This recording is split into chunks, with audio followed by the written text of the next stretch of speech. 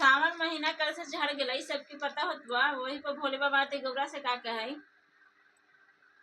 गौरा नैहर ना जाई हा सावनवा में, गौरा नैहर ना जाई हा सावनवा में, सावनवा में, गौरा सावनवा में। सुना हमारी बतिया गौरा माना मोर कहानवा, सुना हमारी बतिया गौरा माना मोर कहानवा।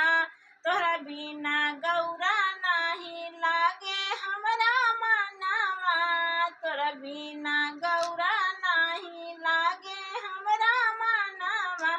तोरा पायल नहीं बाजे गानवा में, तोरा पायल नहीं बाजे गानवा में, गौरा मत जइहा नैहर सावनवा में, गौरा मत जइहा नैहर सावनवा में।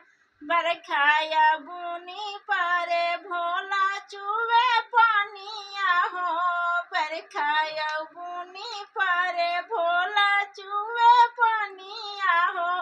अपने भिखारी बानी दूसरा के दानिया हो, बिजली चमक